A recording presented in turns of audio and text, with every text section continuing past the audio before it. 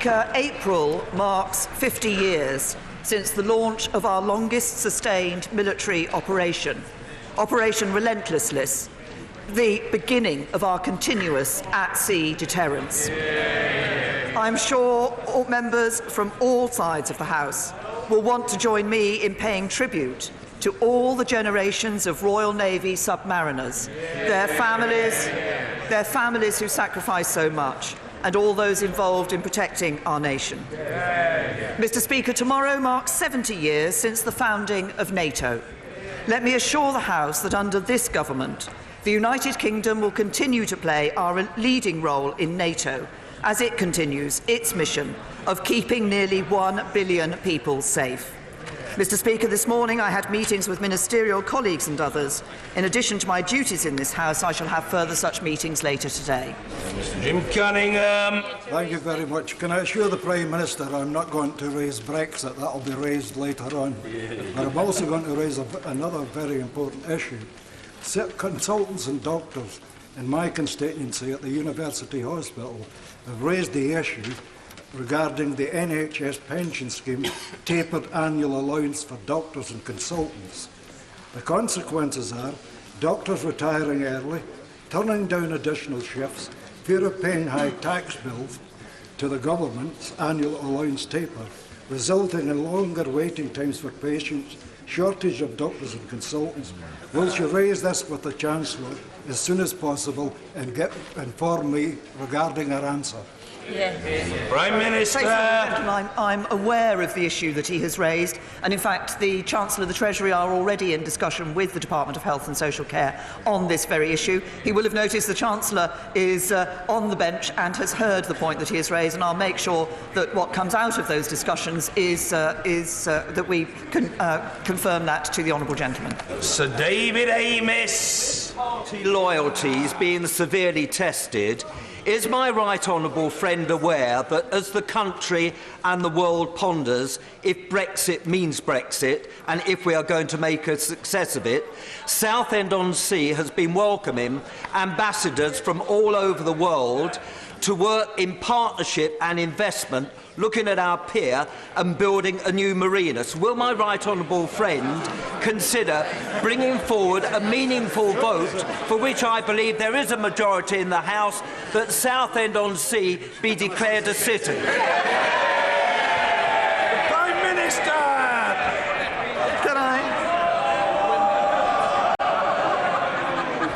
I should just say congratulations to my honourable friend for so cleverly working in the claim of Southend to become a city. But can I also say to him how important it is, as he says, that we see that investment coming into our country, the benefits and the opportunities when we have got over this stage, when we've delivered Brexit, for building that better Britain, for building that better future, including in Southend-on-Sea, will be there. It's for all of us to ensure that we can get over this stage, get a deal through, get to Brexit, deliver on Brexit, build that better future, of which I'm sure Southend will be a leading part. Jeremy Corbyn. Thank you, Mr. Speaker. I join with the Prime Minister in wishing the people of Southend well, and I hope it does become a city. Is that OK? Mr. Speaker, I welcome the Prime Minister's offer for talks following the meetings that I've held with members across this House, and look forward to meeting her later today, and I welcome her willingness to compromise to resolve the Brexit deadlock. Mr. Speaker, when the Prime Minister began her premiership, she promised to resolve the burning injustices facing this country.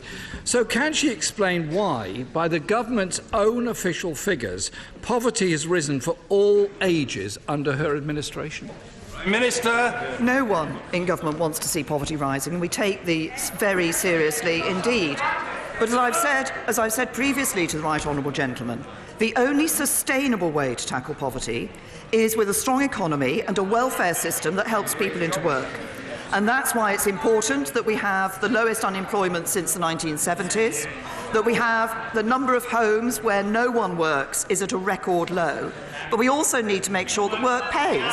And if I just give the right honourable gentleman some figures, in 2010, under the Labour government, someone working full-time on the national minimum wage would have taken home £9,200 after tax and national insurance. Now, thanks to our tax cuts and the biggest increase in the national living wage, they will take home over £13,700. That's £4,500 more under a Conservative government. Jeremy Corbyn!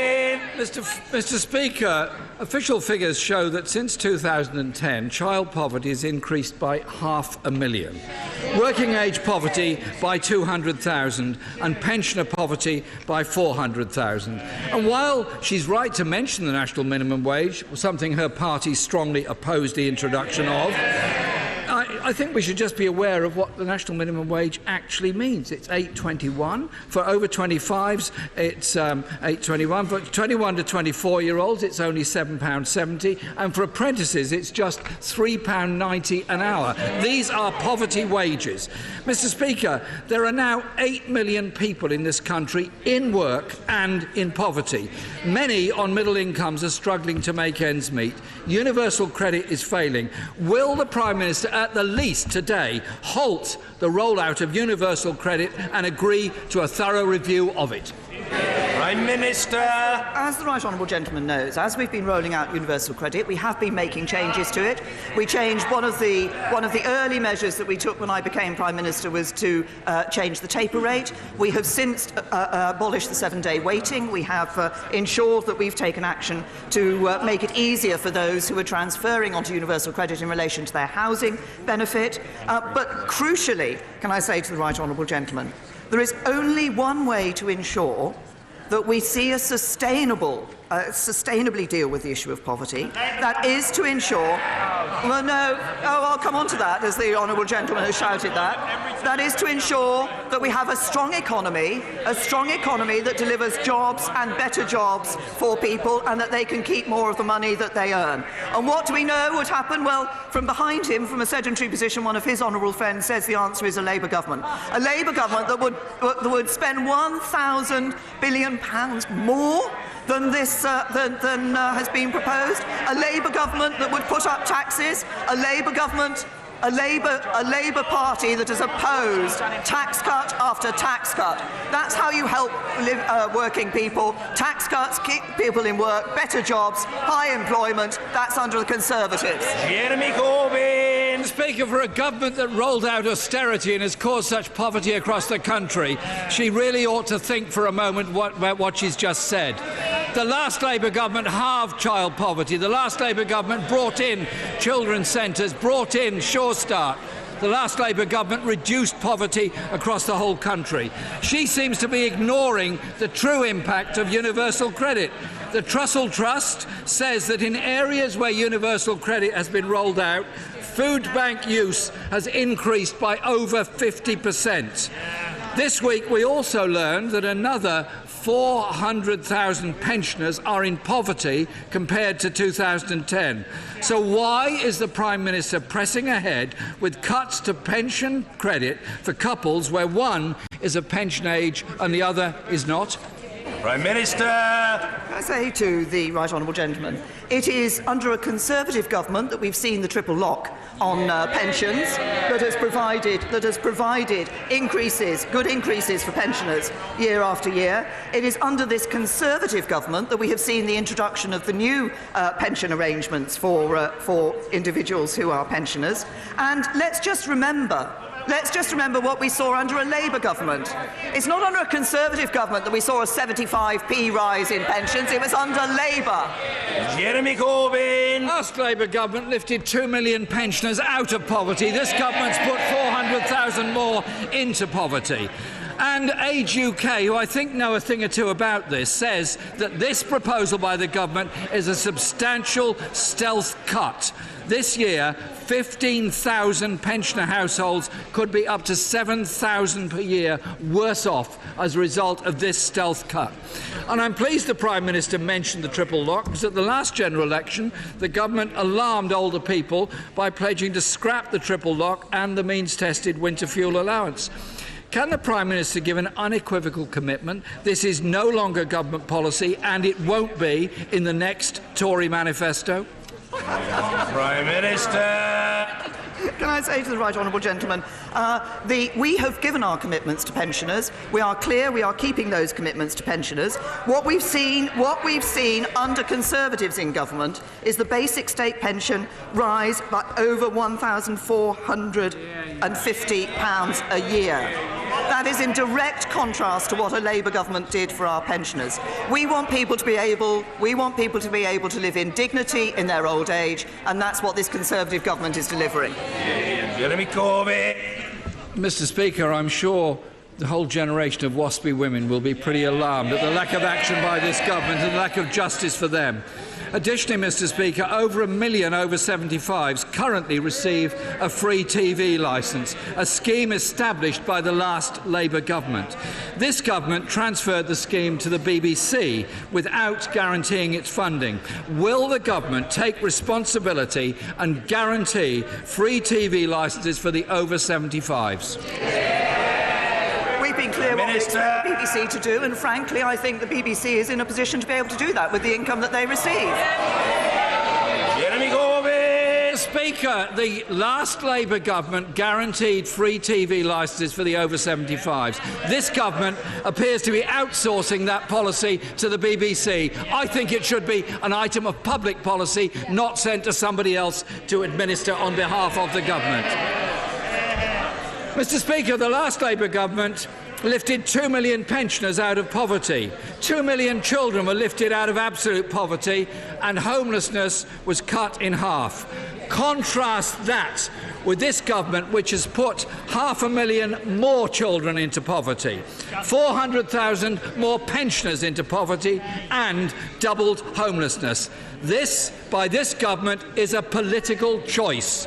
There is nothing inevitable about rising poverty, homelessness, and soaring food bank use in the 5th richest country on earth. So yes, let's work to try and resolve the Brexit deadlock. But, Mr. Speaker, unless this government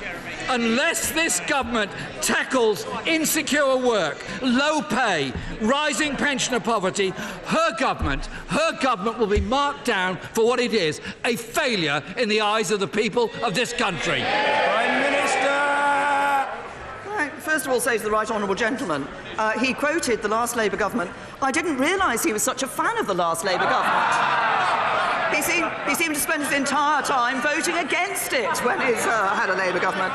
But let's just talk about what is happening under this government. Record rate of employment, wages growing at their fastest for a decade, debt falling, a long-term plan for the NHS, the biggest cash boost in the NHS's history, skills-based immigration system, more money for police, for local councils, for schools, the biggest upgrade in workers' rights for over 20 years, freeing councils to build more homes, world-class public services, better... Order! Mr. Russell Moyle, you are behaving in a truly delinquent fashion. Calm yourself, young man. I had to have words with you yesterday. You're a bit over-eager. It's not the sort of thing I would ever have done as a backbencher. The Prime Minister. World-class public services, better jobs, more homes, a stronger economy, Conservatives delivering on the things that matter. Dame Cheryl Gillan. Mr. Speaker, as this week is World Autism Awareness Week, can I ask my right honourable friend to encourage all government departments to follow the examples being set by the MOJ, DWP and Department of Health, who are taking initiatives to improve their engagement with people who have autism and their families? Can I also ask her to endorse the Autism Awareness Training course for members of Parliament being offered through the All-Party Parliamentary Group and the National Autistic Society, which will be held in this House on the 1st of May. As we celebrate the 10th anniversary of the Autism Act, it would be good to see every MP go through this training course to better help their constituents. Prime Minister. Well, first of all, can I pay tribute to my right honourable friend for the work that she did to bring in the Autism Act. It was very important. It was groundbreaking. It was the first piece of parliamentary legislation to be linked to the condition of autism.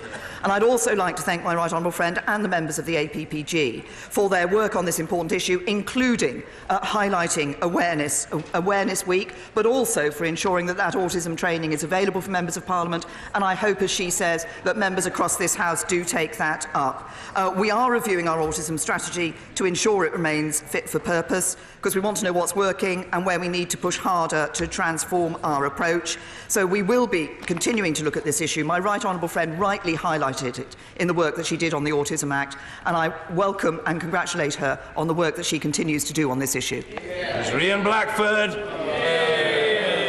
Thank you, Mr. Speaker. It is well known that the SNP supports a people's vote and have supported revocation. But all the way through this process, right back to 2016, the SNP and the Scottish Government have sought compromise. We have published document after document Scotland's place in Europe.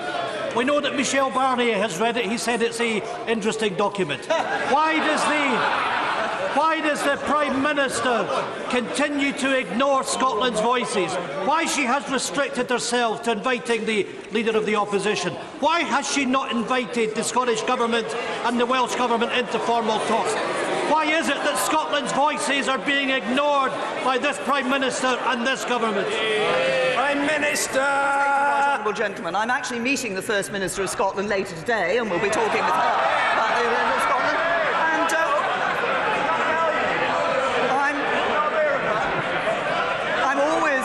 I'm always happy to... Right honourable gentleman asked the question. The Prime Minister is answering it. Let us hear fully and courteously the answer. The Prime Minister.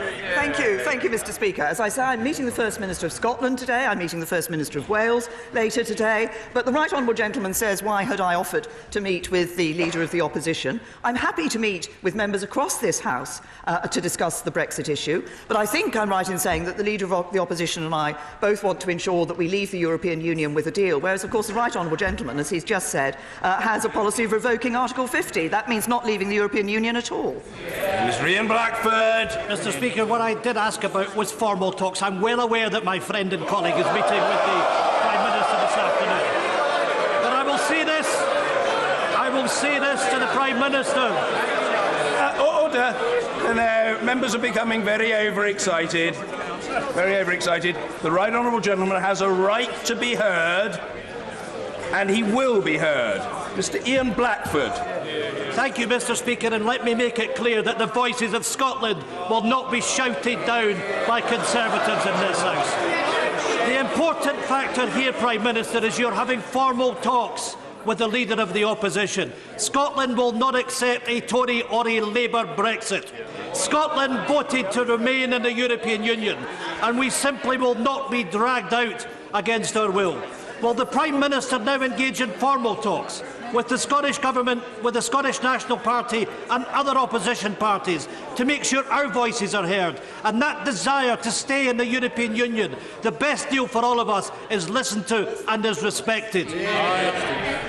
I've just said to the gentleman, as he knows, because he and I have met before and talked about these issues, as I have done with other party leaders across this House. I'm always happy to meet party leaders across this House, but I want to find a way forward. I want to find a way forward that delivers on the referendum, that delivers Brexit, and does it as soon as possible, that does it in a way which means we don't have to fight the European parliamentary elections, and does it in an orderly way for this country. And he talks about voices from Scotland. I can assure him there are indeed strong voices for Scotland in this House. They sit on the Conservative benches. Nigel Adams! Mr. Nigel Adams!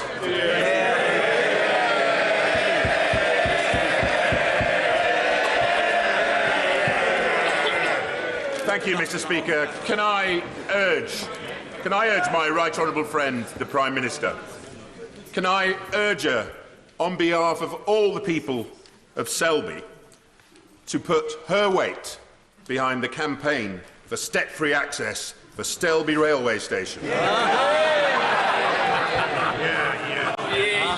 I'm sorry to disappoint colleagues of my line of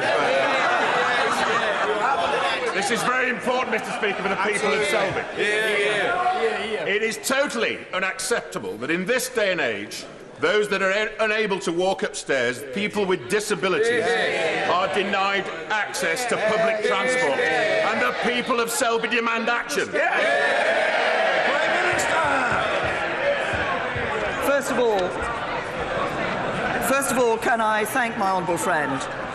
Can I thank my honourable friend for his service as a government minister since 2017? He's worked extremely hard, serving as both a Wales Office Minister and a government whip simultaneously, and I'm sorry that he has resigned. But can I also thank him for raising the important issue of access at public transport, and particularly at stations for people with disabilities. He asked me to add my weight. I have to say to my honourable friend, his considerable weight has been behind this campaign for a long time, and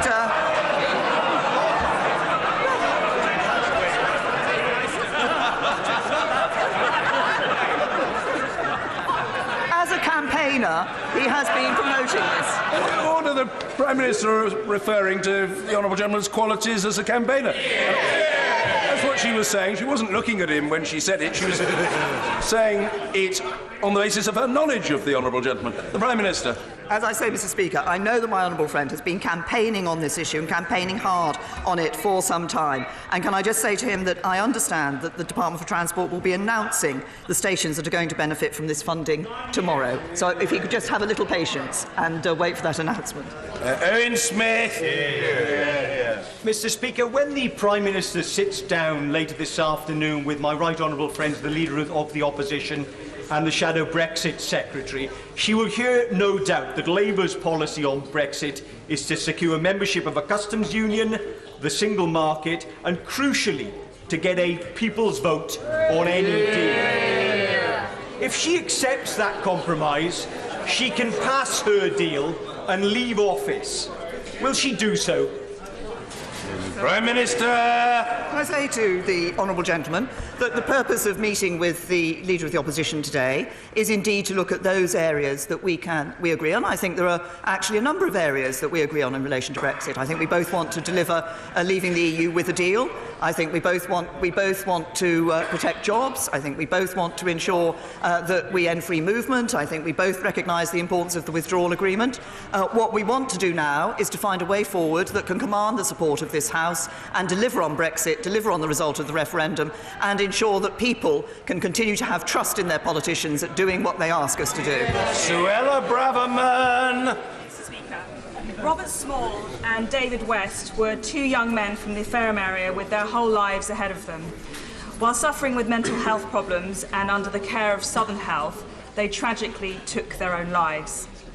Few can imagine the grief endured by their families, but they have since been campaigning for change at Southern Health, which has struggled with systemic issues and problems for some years. Will my right honourable friend reassure me that the government will work with Hampshire MPs and myself so that we can secure vital changes at Southern Health so that tragedies like this may be avoided? Well, can I thank Prime the Minister for raising this very important issue, and may I say that I would like to extend my deepest sympathies to the families and friends of the Honourable Lady's constituents who she's referred to in her question. This is an important issue. These incidents are very concerning. It is right, I understand the local trust and the county council have pledged to work more closely to resolve issues, but we do want to ensure that we are transforming mental health services around the country, and we remain absolutely committed to that. And of course we are providing record investment for these services.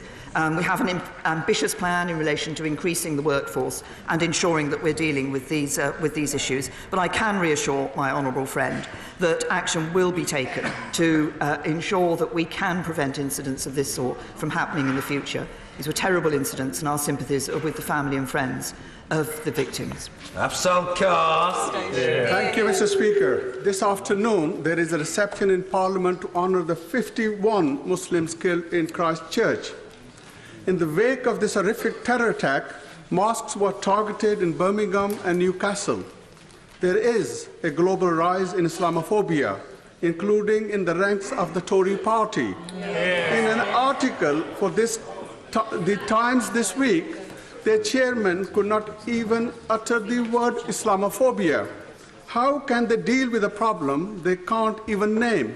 I ask the Prime Minister for the third time, when will the Conservative Party conduct an inquiry and adopt the APPG definition of Islamophobia? Prime Minister!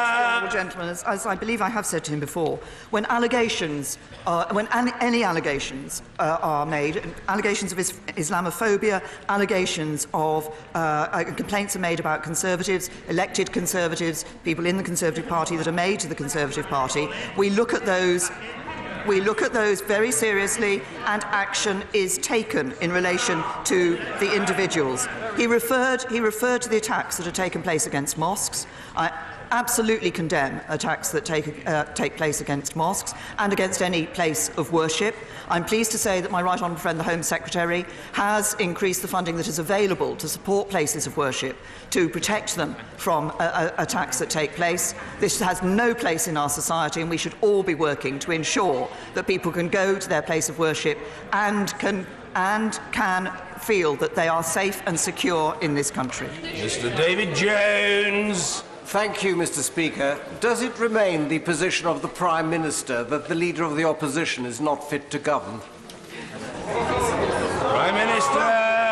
Yes, I hope my right honourable friend will have heard from the remarks I made about what I think a Labour government would do in relation to the economy, that I do not think that the Labour Party should be in government. It is the Conservatives that are delivering for people, and the right honourable gentleman, the Leader of the Opposition, and I have different opinions on a number of issues. And if I may just highlight one issue. When we suffered a chemical weapons attack on the streets of Salisbury in this country, it was me as Prime Minister, this government, that stood up against the perpetrators of that attack. The right honourable gentleman said he preferred to believe Vladimir Putin than our own security agencies. That is not the place of somebody who should be Prime Minister. Jonathan Edwards. Diolch yn fawr iawn, Mr. Speaker. The British government is in meltdown.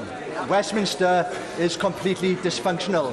And this morning, the Wales office lost its fourth minister in a year.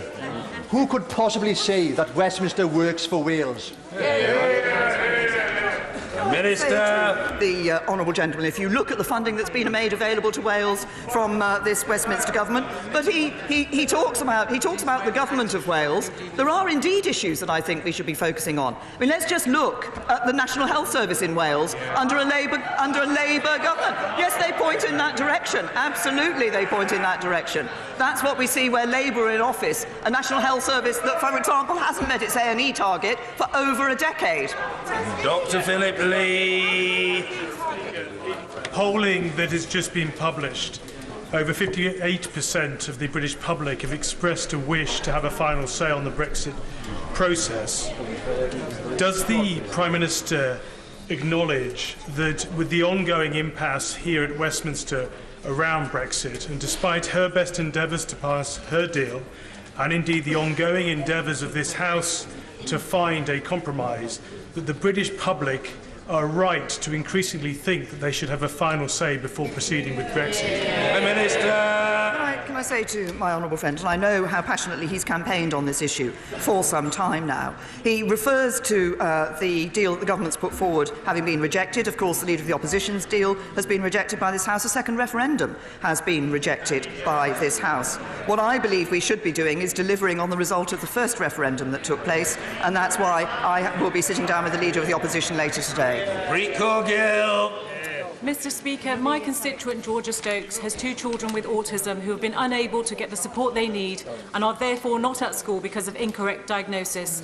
Every child with autism is unique, and this is why awareness raising and education about autism is vital. 34% of children on the autism spectrum say that the worst thing about being at school is being picked on. This World Autism Awareness Week, will the Prime Minister commit to speeding up the time between referral for autism and diagnosis, and will she promise to fund mandatory training for healthcare professionals so that parents like Georgia aren't left to fend for themselves? Well, the Honourable Lady has again raised this important issue for autism, and I'm sure that as constituency MPs we all see cases where parents have found it very difficult to get the support for their children in relation to for their children who are on the autistic spectrum, and it is important that we ensure there is that awareness of this and the ability to deal with this issue. So she's raised an important issue. As I said in response to my right honourable friend, the member for Chesham and Amersham, we are looking again at our autism strategy because we want to ensure that we have got in place all we need to ensure that the support is there for those with autism. Lee Rowley. Thank you, Mr. Speaker. Last week in this chamber, the Prime Minister said the biggest threat to our standing in the world, to our defence and to our economy is the Leader of the Opposition. In her judgment, what now qualifies him for involvement in Brexit? Prime Minister.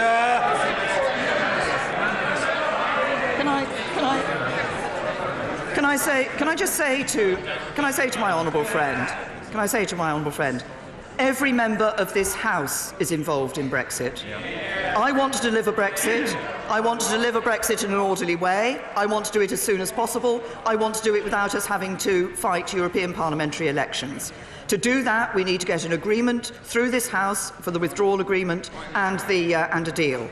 And it is important. The House has rejected every proposal that has gone before it so far, as I've just indicated, in terms of various proposals, and a second referendum and revoking Article 50. So I believe what the public want is for us to work across this House to find a solution that delivers on Brexit, delivers on the referendum, and gives people their faith that politicians have done what they asked and have actually delivered for them. Stuart Hosey. After 2 years of Brexit deadlock, intransigence and a 7-hour cabinet meeting, the best the Prime Minister can do is invite the leader of the British Labour Party to become the co-owner of her Brexit failure. So let me ask her, had she been the leader of the opposition and invited into a trap like this, would she have been foolish enough to accept? Prime Minister. Across this House, I believe we all have a responsibility to ensure that we deliver Brexit. Across this House, we all have a responsibility to ensure that we do that as soon as possible and that we deliver Brexit in an orderly way. And I think it is entirely right. I think members of the public expect us to reach out across this House to find a way through this. They want a solution. The country needs a solution. The country deserves a solution. And that's what I'm working to find. Vicky Ford. Thank you, Mr. Speaker. In the past fortnight, there have been 2 incidents involving knife crime in my city of Chelmsford, and my constituents are extremely concerned. Can my right honourable friend, the Prime Minister, give us an update on this week's knife crime summit? Prime Minister. Can I say to my honourable friend, she raises a very important issue, and our thoughts are with the family and friends of her constituents. It was a very important summit that we held on Monday. I was pleased to bring people from police, government, across government departments, community groups, justice and healthcare, and a whole wide range of activities together to recognise the importance of taking this holistic, collective approach to dealing with knife crime. We will be consulting on a public health statutory duty to deal with this as a public health issue. I think that's the important way to do it, to ensure that everybody is playing their part in dealing with knife crime. I was also able to meet, after the summit, with the families a number of families who had lost children, and I say children because these were teenagers as a result of serious violence, knife crime and a shooting. And the horror and the devastation of these attacks is brought home when you sit down and listen to the families who have seen a young life, promising young lives, cut short in this tragic way. We are committed as a government, across government, to work not just across government, but with society as a whole, to deal with the scourge of serious violence that is taking so many young lives. Pollard. Thank you, Mr. Speaker. Back in June last year, I asked the Prime Minister to help fund the recycling of the 20 old nuclear submarines tied up and rotting in Devonport and Rosyth. Today's NAO report shows that MOD has no funded plan to do this work, and no submarines have been dismantled since 1980. That was the year I was born. Will the Prime Minister now extend the civil nuclear clean-up to make sure that it includes all the Royal Navy submarines so we can deal with this and make that part of her legacy in office? Prime Minister. Honourable gentlemen, we do remain committed to the safe, secure and cost-effective defuelling and dismantling of our nuclear submarines as soon as is practically possible, and the MOD continues to act as a responsible nuclear operator by maintaining its decommissioned nuclear submarines to meet necessary safety and security standards.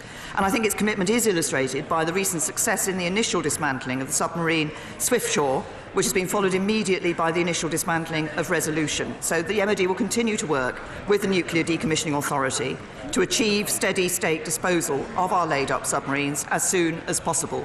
We are working on this. The Labour government had 13 years as well. And what work did it do during those 13 years on this decommissioning issue? Dr. Julian Lewis. I is a Conservative Prime Minister who repeatedly told us that no deal is better than a bad deal, now approaching Labour MPs to block a WTO Brexit when most Conservative MPs want us to leave the European Union with a clean break in 9 days' time. Prime Minister. Can I say to my honourable friend, I was absolutely right, no deal is better than a bad deal, but we've got a good deal. And we had a chance last Friday to ensure that we would leave the European Union on the 22nd of May, and I'm grateful to all those colleagues who supported that motion. Some of them, I know, did it with a very heavy heart. But I want to ensure that we deliver Brexit. I want to ensure that we do it in an orderly way, as soon as possible, without fighting European elections. But to do that, we need to find a way of this House agreeing the withdrawal agreement and agreeing the way forward. And that is on that basis that I have been sitting down with members across the House and will continue to do so in order to ensure that we can find a way forward that this House can support. Martin Whitfield. I'm grateful, Mr. Speaker. Grace Warnock is a young East Lothian constituent of mine who has Crohn's disease. Using accessible toilets, she's faced negative comments and abuse from adults. But this inspired her to create Grace's Sign to remind everyone that there are people with invisible disabilities who have every right to use accessible toilet facilities and that society should have a heart. Will the Prime Minister join me in endorsing Grace's campaign to standardise toilet signage to ensure that anybody with a disability feels able to use accessible toilets without abuse? Prime Minister. Honourable gentleman, can I commend Grace for the work that she's been doing on this issue? Sadly, coming out of her own personal experience, I think he's raised a very important issue. We do want to make sure that people with those invisible disabilities are able to access public toilets and do so in a way that does not lead to the abuse that sadly Grace suffered. And I fully recognise the campaign that she's fighting, and I think it's an excellent campaign. Dr. Caroline Johnson. Thank you, Mr. Speaker. People of Sleaford and North Hykeham, like myself, like the country, voted for Brexit and want to see it delivered. I understand the Prime Minister says that we have to look at the balance of risk. Indeed, I've looked at the balance of risk myself and supported her deal, and I urge others in our party to do so. But, Prime Minister, if it comes to the point when we have to balance the risk of a no-deal Brexit versus the risk of letting down the country and ushering in a Marxist, anti-Semite-led government, what does she think at that point is the lowest risk? Prime Minister. Can I say to my honourable friend, first of all, can I thank her for the support that she's shown for the government's deal and for the encouragement she is giving to others to support that deal. What I want to see is that we are able to deliver for her constituents and for others across the country, that we, as I say, deliver Brexit and do it as soon as possible. And in delivering Brexit, we need to ensure that we are delivering on the result of the referendum. That's what I said yesterday, and that's what we will be looking to do. Jim Shannon. Thank you, Mr. Speaker. The Prime Minister stated last night that she will meet the Leader of the Opposition. Can the Prime Minister indicate, for the benefit of my party, the Democratic Unionist Party, but also for all members of this House, which of the opposition leaders' Brexit policies does she think that she could accept?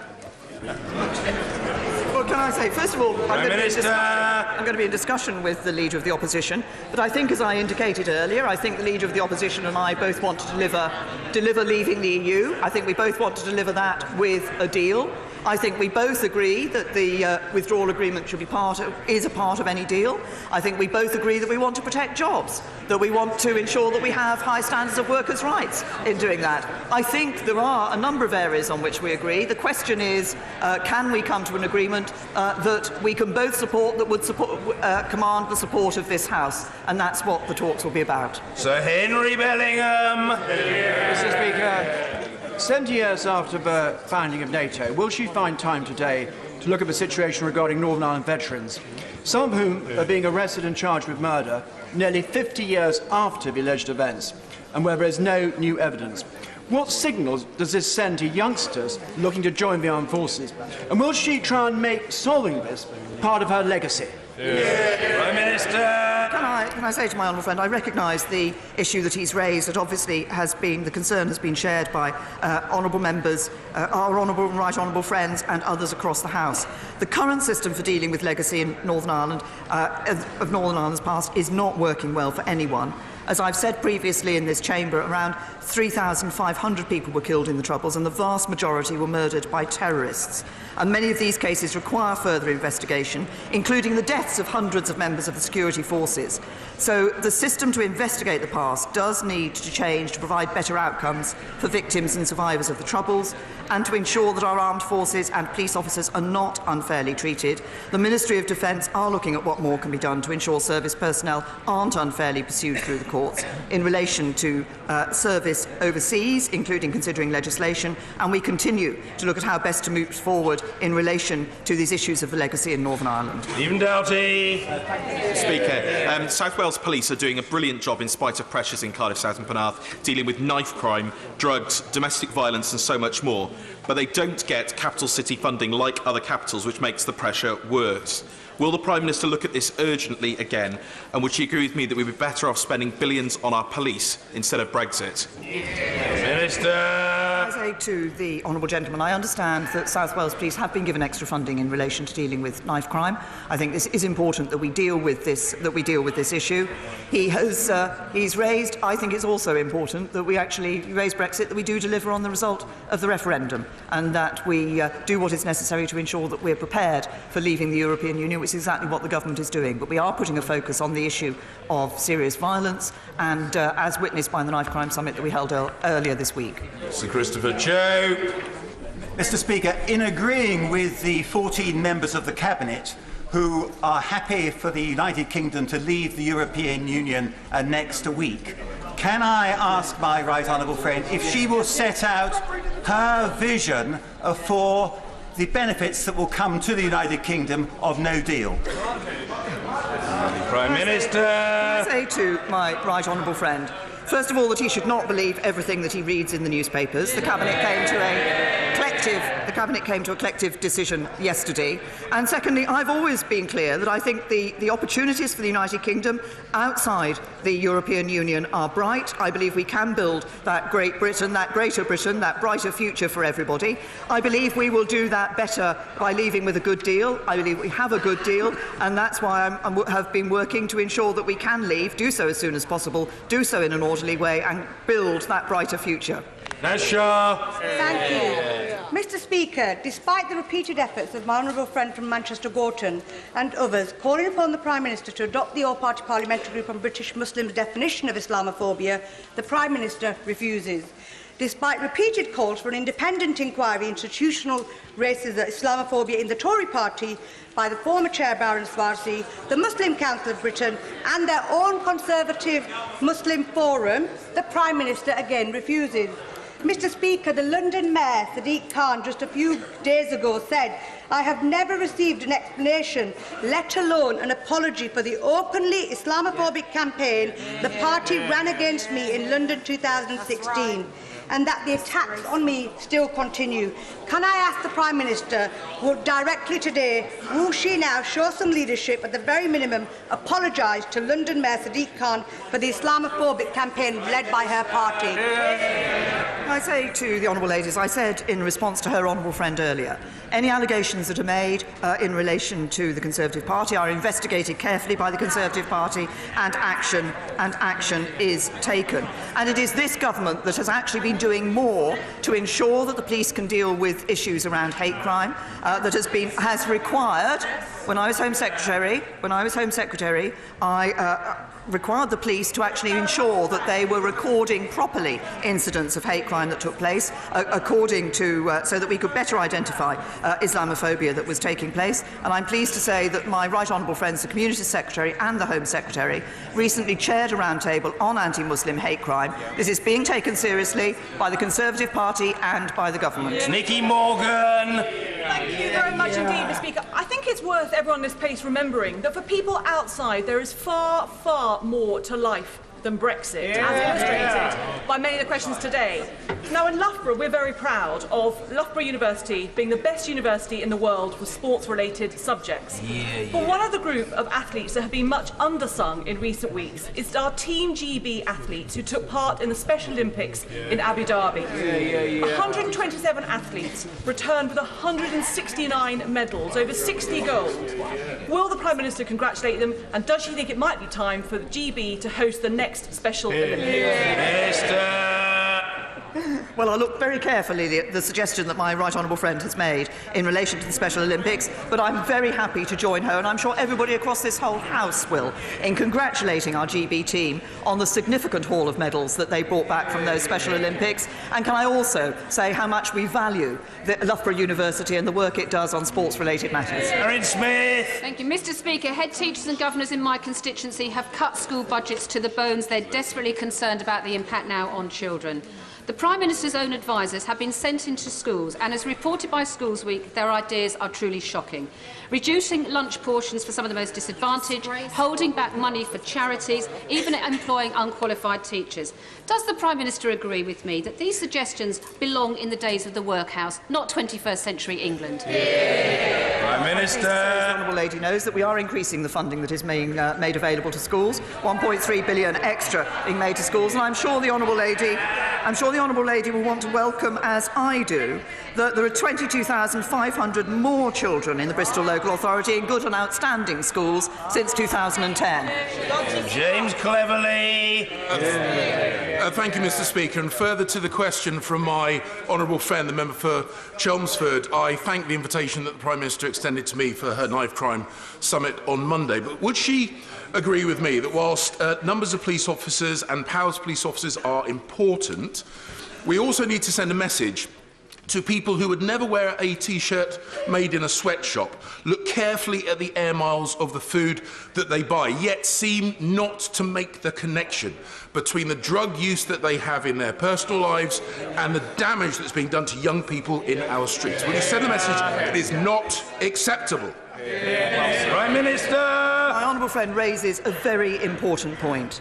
If we look at the knife crime, the extent to which that is gang-related, the extent to which it is drug-related, many people across our society need to ask themselves what they are doing to ensure that we can deal with this issue of knife crime, what they are doing to ensure that we don't see these drug-related gangs committing these crimes, and that we are able to rid our society of what I believe to be a curse of drugs. I believe it has these impacts, it's bad, and that's why it's important that as a government we have a very clear drug strategy to take people off drugs to ensure that we are dealing with this issue. My honourable friend makes a very important point.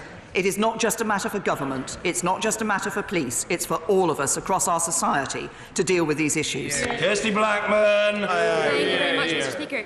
Mr. Speaker, freedom of movement is a good thing. It's good economically. EU citizens exercising their free movement rights contribute to our GDP.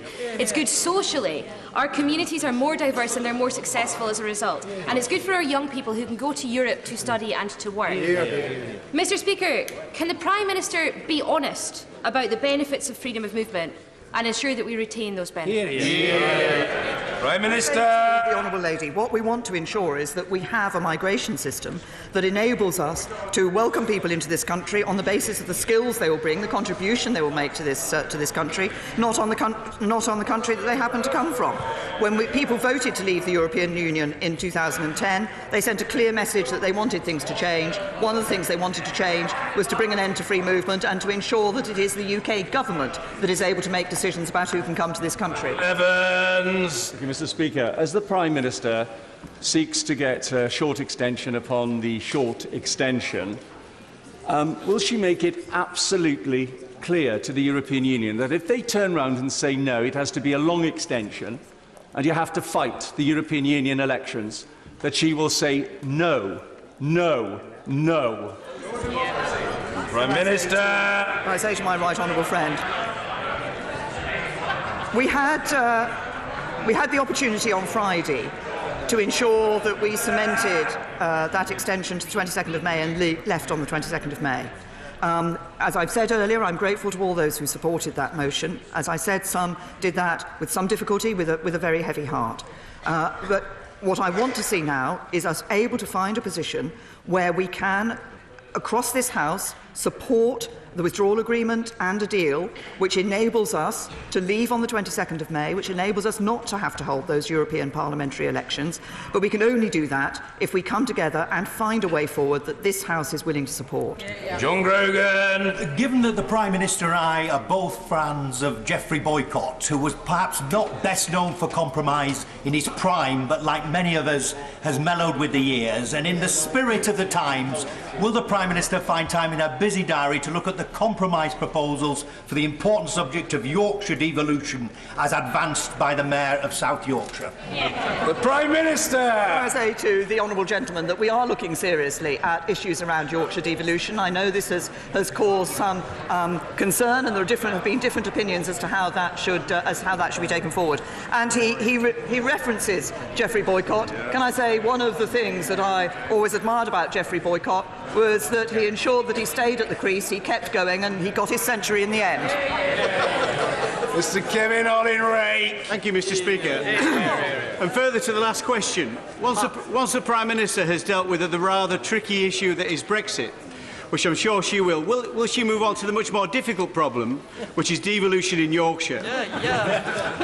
Now that her Secretary of State has ruled out the devolution to the whole of Yorkshire, would she now consider a devolution deal to the York City region to include the City of York and the glorious county of North Yorkshire?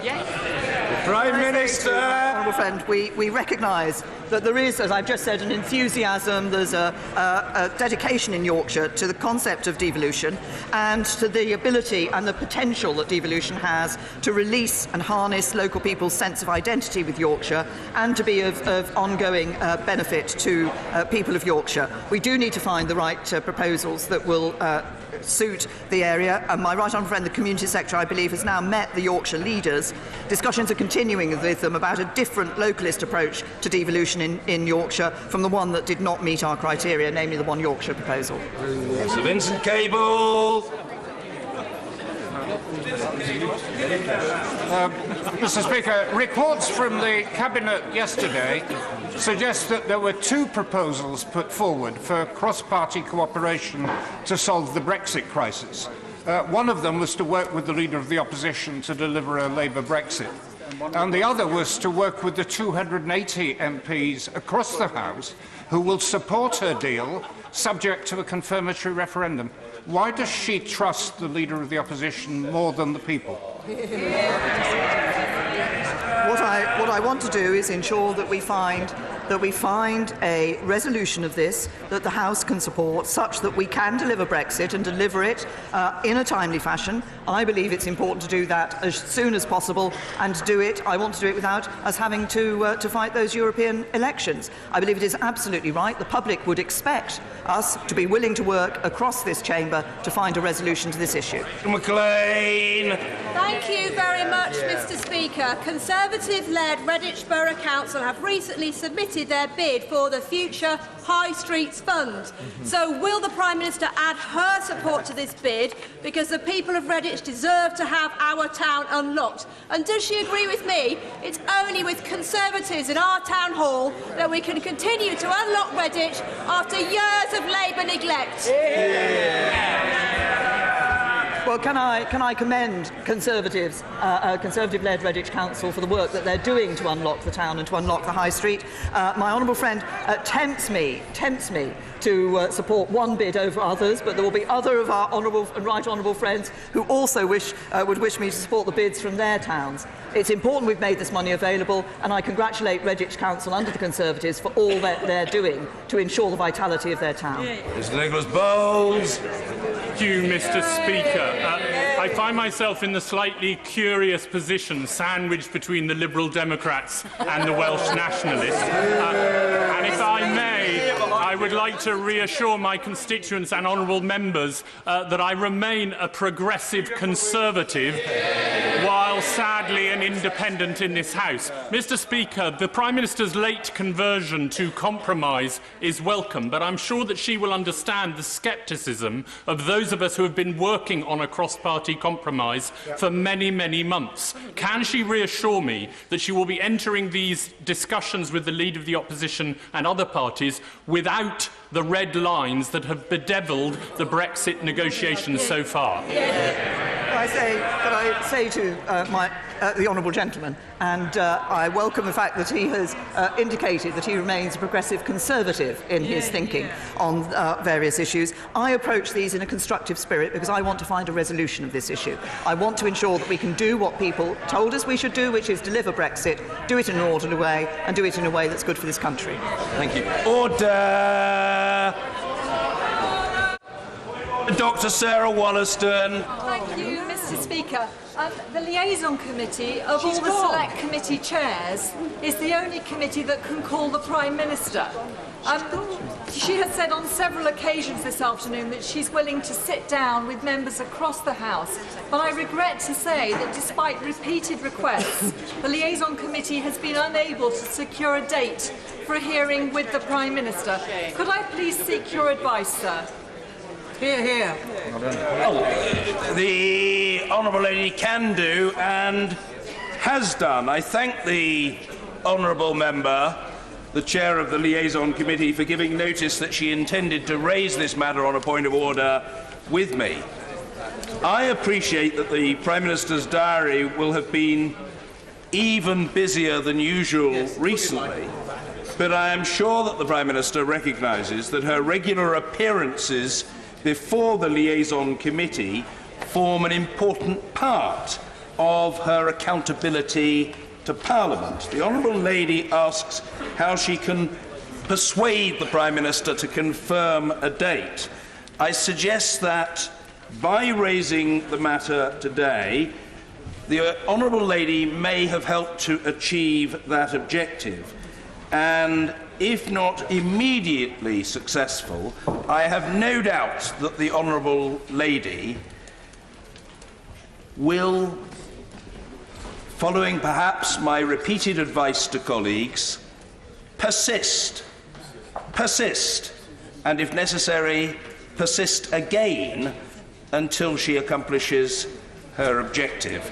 Those sessions matter. They are part of respect for and the proper functioning of the legislature. Yes, indeed, I will come to other colleagues. We don't have a lot of time because we have to move on to other business, but I'll do my best. Point of order, Mr. Martin Vickers. Thank you, Mr. Speaker, for taking this point of order at this stage in our proceedings. My concern is the accountability of Network Rail to Parliament. Mr. Speaker, you may recall that twice in the last month I have raised the issue of the closure of Suggett's Lane level crossing in my Cleethorpes constituency. Yesterday, Network Rail moved in to put up security barriers to close that crossing. This is despite objections from myself, from North East Lincolnshire Council, a petition signed by 4,000 residents, and a request from the Rail Minister to review their decision. In view of that, Mr. Speaker, can you offer guidance as to how I can hold, or how indeed Parliament can hold Network Rail accountable for this action? My advice to the honourable gentleman is that he should obtain a copy of the official report, the transcript of today's proceedings, as soon as it becomes available, and he should send it with a robust, Lincolnshire robust, covering letter to Network Rail in the hope that Network Rail will respect the force as well as the sincerity of what he said and will in the process take due note of what the Rail Minister has said. If that effort is unavailing, again, I suggest to the honourable gentleman, as I did to the honourable lady for Totnes, he should make the short journey to the table office to table questions. He should appear at the business question tomorrow, and he should, in all appearances before the Chamber, persist. Point of order, Rosie Cooper. Thank you, Mr. Speaker. May I crave your indulgence? With only sentencing left, I'd like to take the opportunity to thank the Prime Minister, the Leader of the Opposition, and every single member of this House for the kindness they've shown me over the last 2 difficult years. I'd also like to thank Robbie Mullins and Hope Not Hate, because without their actions I might not be here. I would also like to thank the Parliamentary authorities, Plate, Lancashire and Merseyside Police, and my new family friends, that's the National and Lancashire Counter-Terrorism Unit, and thank them all for continuing to protect me. Beyond thanking so many kind people, Mr. Speaker, I'd like to make a serious point. I was to be murdered to send a message to the state, to send a message to this place. Members of this House are regularly abused and attacked. Our freedoms, our way of life, our democracy is under threat, and we must do our utmost to defend it. And whilst the Home Secretary is in his place, perhaps I might ask him to consider the diplock process for terrorist trials. I hope I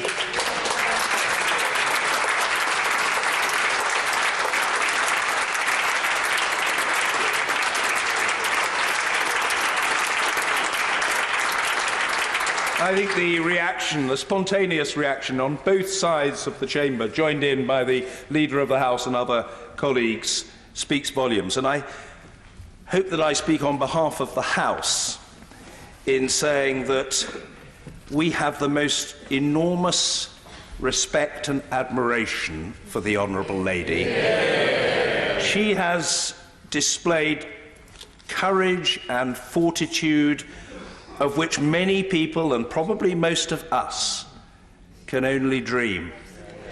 In the most harrowing of circumstances, faced with an explicit and very real threat to her life from neo-Nazis, she has not wilted for a second. She has defended her own rights. She's defended the rights of her constituents, she's defended the rights of all of her colleagues, and she's defended the rights of Parliament as an institution. By this sort of poisonous, fascistic bile, we will not be cowed.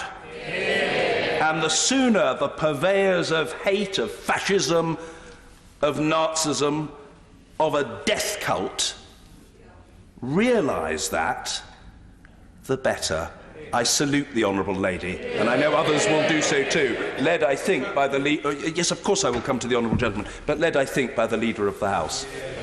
Mr Speaker, I just want to pay on behalf of the government benches tribute to the Honourable Lady for her courage in facing this down, and we all absolutely stand with her.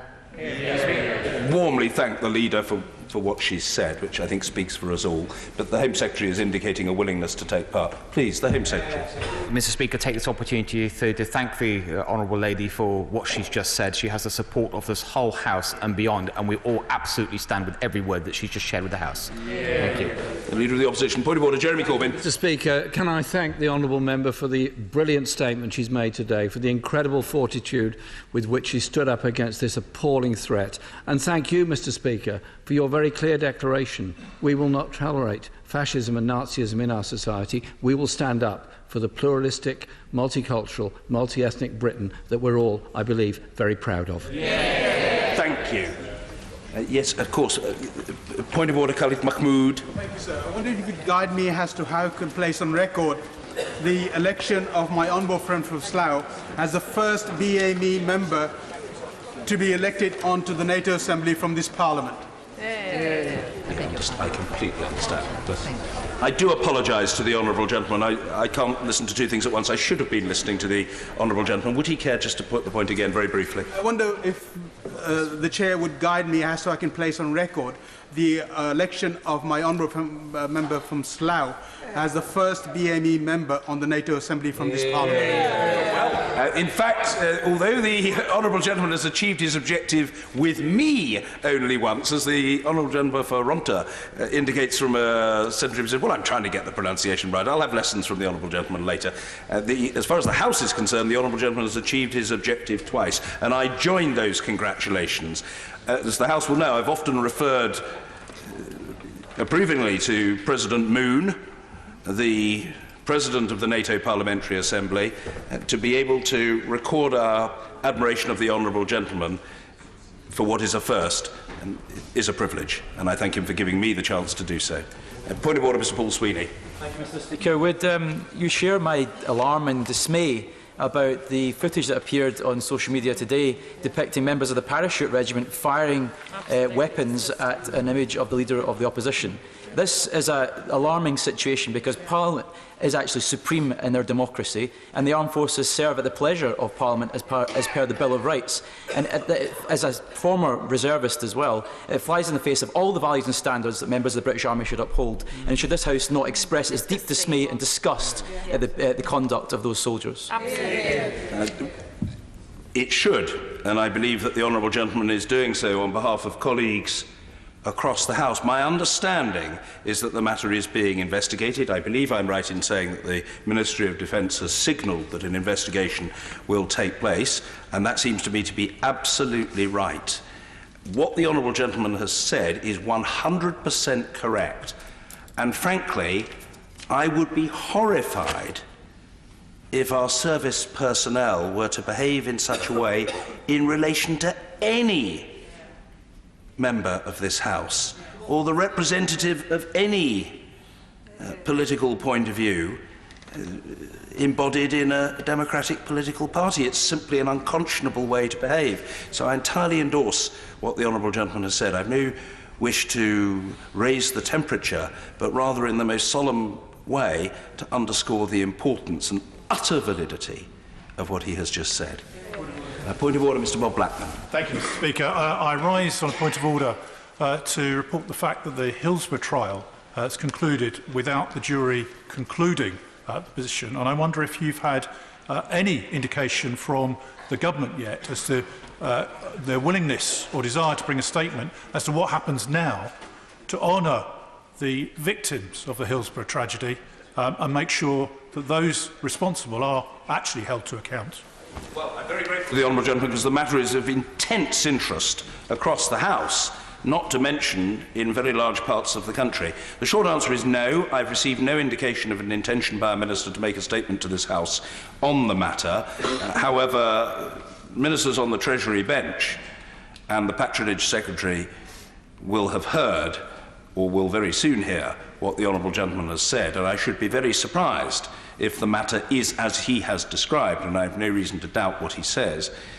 A minister will not shortly to offer to come to the House to make a statement. The honourable gentleman is well familiar with what I might call the backstop option that he could deploy if he were concerned that a statement might not be forthcoming.